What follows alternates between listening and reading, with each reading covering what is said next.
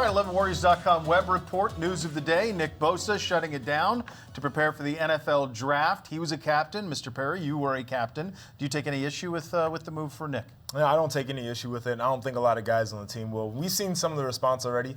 Most of the guys are positive. You know, when you're honest about your decision, when you talk to the guys and you talk to the coaches, I think they understand. You know, a lot of guys hope to be in a position like his, and most guys won't. I surely wasn't, but we understand that, you know, college football is a big business. That's it. You know, we're kind of the pawns in here, but I think guys understand that he's ready to get paid. He's going to get a big bag. Yeah. They understand coaches will be fine. They're getting paid. These other players right here, they'll be good because they've got their own goals they're chasing. So I'm sure they're okay with it. Yeah, I think more than anything else, the players, the fans, everybody, we understand the transactional nature of college football now. There's just so much information. We all know how much everybody makes in it and how much money there is. And Nick Bosa's commodity was his body. And so he's got to do the best of that. And by the way, for the people who think that this is going to lead to a flood of this, no, I don't believe it will, because Nick Bosa is a once in a generation guy, unless you know a bunch of more Bosas. So. Yeah, I mean, Nick is such a rare talent. You're talking about a guy who basically him and Houston defensive tackle Ed Oliver are considered to be the top two prospects in next year's NFL draft. They've been all year. That's not going to change. He didn't need to play another snap of college football. A lot of guys do need to play more snaps of college football to establish himself as that first-round pick, but Nick Bosa really didn't. There really wasn't any reason for him to try to rush back from injury, risk further injury before he goes into the draft process. We don't even know exactly when he would have been able to come back. Might not have been for much time. And I think the other thing to remember here, too, is that this isn't all bad for Ohio State. When a player goes and is going to be a top 5 pick in the NFL draft, that makes recruits want to come to the program. So it certainly hurts their chances this year in terms of this is a guy who could really help your struggling defense, who could really help your chance of winning a national championship. But Ohio State's going to be up there on the recruiting trail. Every defensive end Larry Johnson goes and tries to get, he's going to be telling them about Nick Bosa because Nick Bosa's about to be making a lot of money. Yeah, the other thing about it, it can be both. They're not mutually exclusive. It can be both, that you understand it from Nick's perspective, and it really sucks. Yeah. Because he is the type of guy where if you get a game against Bama in the playoff, he is the guy who can change a game.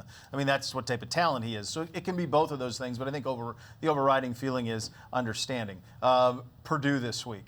I have this theory, and I think I'll run it by both of you guys as we look at this Purdue game. I think the network television did Ohio State a favor here with this being a 7:30, with it being Herbie and Fowler.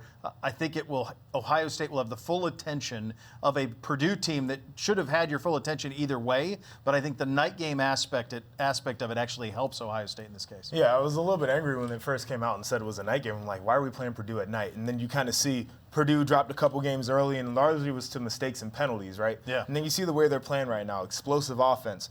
Coordinators doing a great job putting those players into positions where they can be successful. And you're like, okay, maybe these guys are for real. And so now you put it with the night game where you've got the whole crew. They're going to be there. You know, playing under the lights already brings it out of you as an athlete and as a player. And so these guys are going to be up for the game. It's going to be one where they're going to have their antennas up. And so now maybe some of the scheme issues might not be as big of issues, or these guys are going to be aware of the trick plays that might be up their sleeve. And so I agree with you 100% that having this as a night game on network television is going to be great.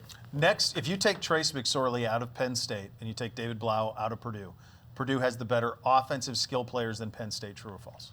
I think it's close. I think you could certainly make that case. I mean, I think you look at Penn State's got KJ Hamler, Purdue's got Rondale Moore. They're kind of similar players. They're both guys who are really dangerous in space. And we saw KJ Hamler have that 93-yard touchdown against Ohio State. If they're not careful, Rondale Moore can absolutely do the same thing to him because he's that same kind of player. They've got a couple good tight ends. They've got a couple good running backs, other good receivers, including Isaac Zico as well. So they've got plenty of weapons on this offense. And you look at the way Ohio State's defense has struggled. They've really got to bring their A-game to West Lafayette because if not, this Purdue offense is more than capable of putting up a lot of points on them.